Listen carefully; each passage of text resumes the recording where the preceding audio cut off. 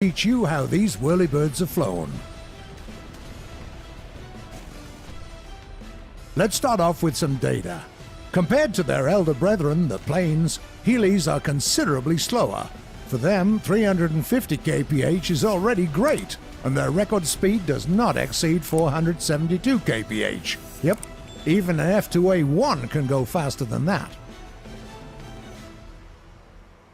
On the one hand, thanks to their rotors, these machines can pull off stunts that airplane pilots cannot even dream of. Choppers take off and land vertically, and with ease. They change direction in no time whatsoever. Yeah, in most cases they lack big wings, flaps, or air brakes, but that doesn't prevent them from hovering or even flying laterally. It's amazing. Now for the controls. If you're not using a joystick, the game will use mouse aim mode. That's how it's set by default. That's the control scheme we're going to discuss. The first big thing is to set keys for the collective pitch. There are many bindings that work, but we suggest that you should try using Control and Shift, where Control is used to decrease blade pitch and Shift to increase it. It works wonders. We'll skip the whole throttle for WEP and go straight to the hovering height. This option only activates while hovering. It controls your vertical movement. You can use the default bindings, W and S, or bind separate keys, let's say Y for going down and U for going up. Great! We've made it to the axes. Roll axis is used to move left with A and right with D. Easy, right? Pitch axis is used to move forward and backward as well as to dive and climb. Press W and we're moving. Don't get carried away though. You lose altitude fast, and it can lead to some ugly situations. Press S quickly and we're going up again. The last axis is the Yaw Axis. Default keys are Q and E, and they do the work. These are the buttons you're going to use to turn around. We'll discuss armaments in another video, so that's it for the controls for now. Time to go to the testing range to spread our wings, or rotors. It's not a perfect metaphor. In RB, there are two ways you can start a match: on the ground or in the air. Both options are challenging in their own way. If you spawn in the air, you can get into action much faster, but you're also easier to spot. This makes that option extra dangerous if you decide to fly a helicopter somewhere in the middle of the match or when it comes to a close, because by that point, there will be enemy aircraft in the sky. A few hits, and it's back to hangar duty. Yeah, you spawn with your rotor systems already reaching their operational speed, but still, you're very vulnerable for a few seconds. Be careful. We're finally off the ground.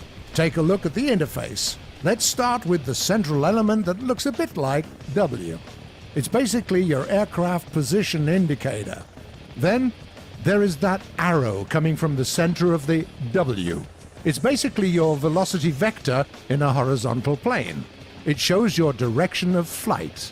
You can say, well, this should be rather straightforward. You're usually flying where you're facing, right? Nope. If you want to make a turn, you also have to roll. But by controlling the roll and the pitch of your bird, you can make it fly sideways or backwards if you want. Press one of the buttons that control the roll, and here you go. To the right, there is a part of the interface that tracks two parameters. The left side shows your altitude, the right is your vertical speed indicator. Let's hover for a while to demonstrate. Press H, and now we're hovering at 700 meters. We climb 100 meters, hover once more, and are on our way once again. Speaking of hovering, there are two main scenarios when you're going to do that. First is when you're landing. Second is when you're shooting off ATGMs from a safe distance. Don't forget, a stationary target is an easy target. Let's discuss a few tactics. Most likely, your copter won't have much in terms of armor, and as you know already, Heelys aren't exactly the champions of speed.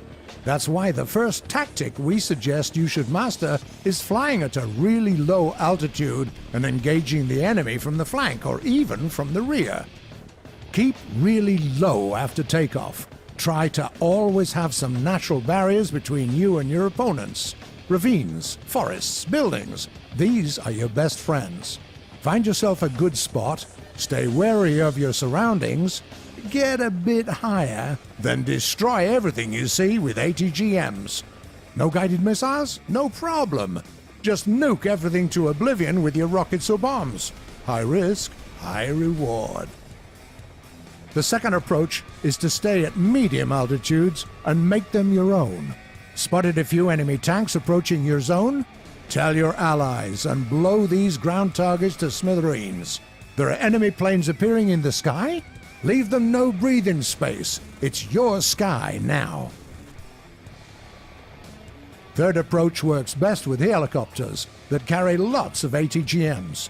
Get as high as possible, then snipe your enemies from afar until you run out of ammunition. Bad news is that enemy aircraft will consider you a priority target, and choppers do not perform that well at high altitudes. Well, time to earn those eliminations. Do your best to survive. See you in battle.